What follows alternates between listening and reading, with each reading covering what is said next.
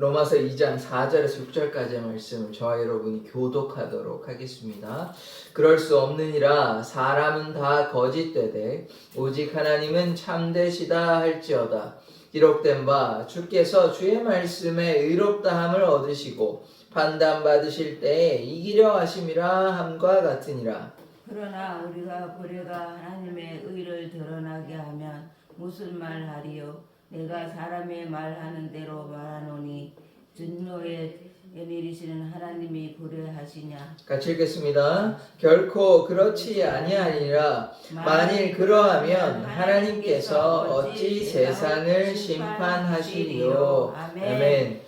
하나님, 우리가 주님 앞에 거룩한 자 되기를 원합니다. 하나님께서 우리에게 신실하시니 우리도 주님 앞에 신실하여 주님께 충성된 자, 순종하는 자 되게 하여 주시옵소서. 예수 그리스도의 이름으로 기도드립니다. 아멘. 어제 어제 말씀에서 유대인의 나음이 있었습니다. 유대인의 나음이 뭐냐면 먼저 하나님의 말씀을 맡았다는 게 그게 나음입니다. 그런데 우리가 기억해야 되는 것은 그렇다고 해서 먼저 믿었다고 해서 끝나는 건 아닙니다. 계속 주님께 순종해야 하는데 그러나 유대인들이 순종하지 아니하였죠. 우상 숭배하고 그렇다고 뭐 그들이 잘못했다고 그들이 하나님을 배반하고 믿음직하지 못하다고 해서 하나님의 미쁘심이 패하지는 않는 것입니다. 하나님은 여전히 신실하시고 우리의 죄와 상관이 없죠. 우리가 죄를 지었다고 하나님이 갑자기 악해지시거나 이러지는 않으십니다. 그러나 물론 우리에게 징계는 있습니다. 그건 하나님이 악하신 게 아니에요. 잘못에 대한 징계를 한다고 경찰이 잘못된 겁니까? 사회가 잘못된 겁니까? 마찬가지로 우리가 잘못했을 때 하나님이 징계하시는 것은 하나님의 그 선하심하고 미쁘심하고는 상관이 없는 것입니다. 하나님의 미쁘심을 우리가 패할 수는 없는 것이죠. 그래서 우리가 하나님 앞에 신실한 자 되기를 원합니다. 자, 우리 말씀을 이제 4절부터 보겠습니다. 그럴 수 없느니라. 그러니까 하나님의 미쁘심을 패할 수 없다는 거죠. 사람은 다 거짓되되 오직 하나님은 참되시다 할지어다. 이 말씀을 우리가 잘 이해를 해야 되는 것이며 사람은 욥을 포함해서 욥이 참 선한 사람이었잖아요. 의로운 사람이었어요.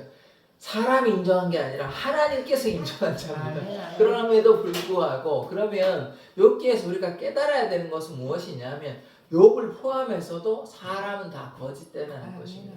그러니까 욥이 얼마나 거룩하고 하나님께 신실하고 하나님께서 인정받는 자임에도 불구하고 욥도 포함해서 그러면 이게 뭐냐면 존재적인 차이예요. 이게 존재가 큰 차이가 있다는 것입니다. 하나님 절대자와 인간은 이 엄청난 차이가 있기 때문에 그래서 거룩하게 될 수 없습니다. 하나님께서 인정하는 욥조차도 결국은 나중에 이제 그 시험을 이제 사단의 시험을 당하고 그렇게 하나님께 항변하였지만 결국 하나님 앞에 피조물에 불과한 것이거든요. 그러니까 우리가 아무리 노력한다고 해서 하나님과 같이 될 수는 없습니다. 여기서 하나님과 같이 된다는 말은 온전히 하나님의 그 선하심과 영원하심과 이 절대성을 우리가 가질 수는 없다는 것이에요. 그래서 이 비교를 하자면 사람은 거짓되다는 것입니다. 그러면 하나님만 참되시다. 그것을 우리가 깨달아야 된다는 것이죠.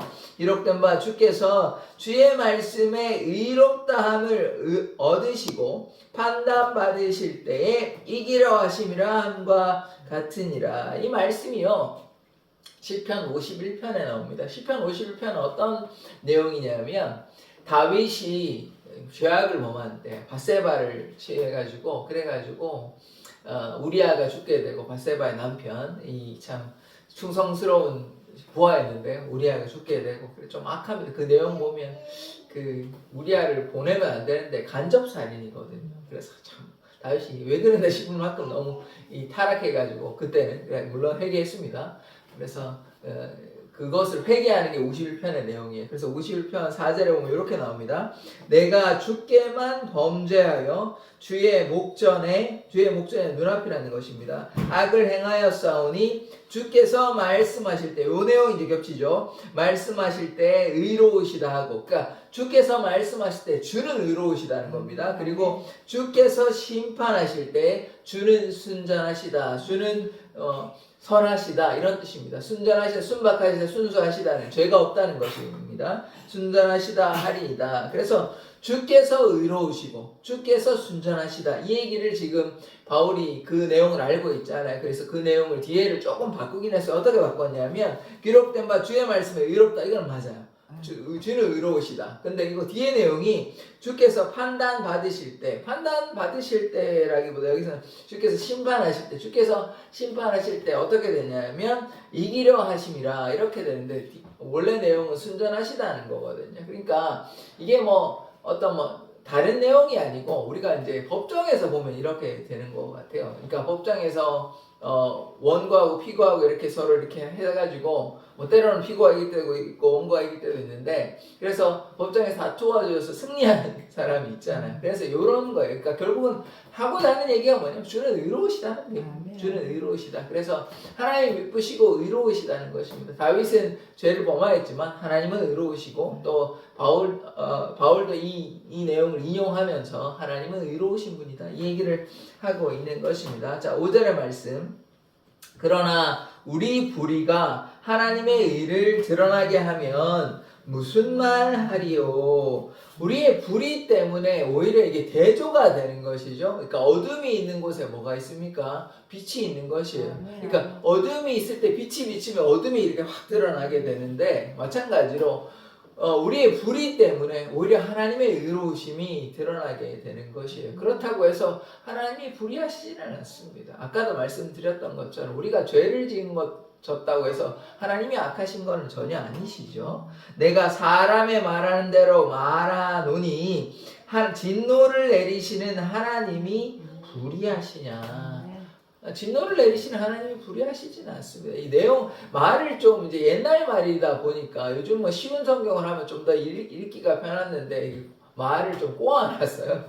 그래서 언뜻 보면 한국말인데도 불구하고 이게 언뜻 보면 잘 이해가 안 됩니다. 무슨 내용을 하는지. 그런데 간단히 풀어서 얘기하면 하나님은 의로우시다는 것입니다. 우리가 죄를 짓건 어떻건 하나님은 의로우시고 그리고 우리의 불의함이 하나님의 의로우심을 패할 수 없고 하나님은 불의하시지 않는 분이시다. 이런 얘기를 하는 것이에요. 그래서 결론은 오늘 말씀에서 핵심되는 말은 뭐냐면 하나님은 의로우시다는 거예요. 우리가 죄를 짓건 어쨌건 하나님은 의로우시다 이 얘기를 하는 것입니다. 자, 6절의 말씀.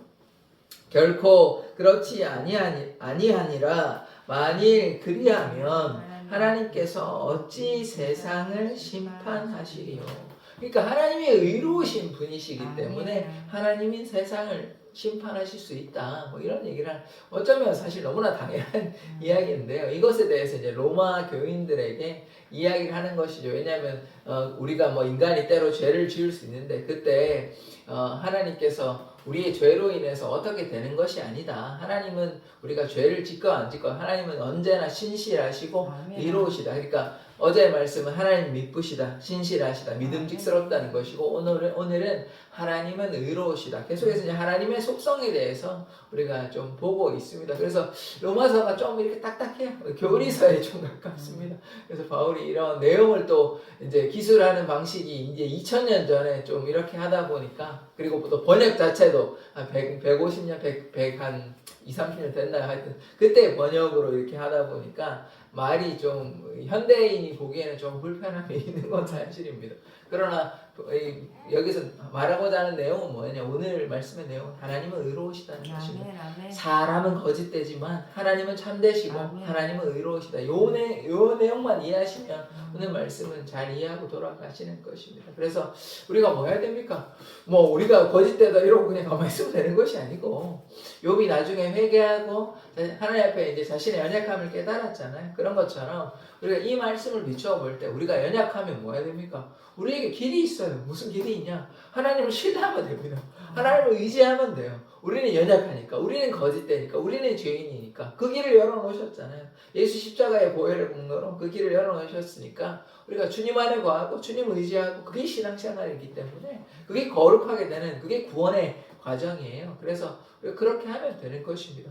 우리가 이제 거짓된 거는 하나님도 아시고 우리도 알고 다 아는데 그러면 어떻게 하냐? 하나님을 의지하면 됩니다.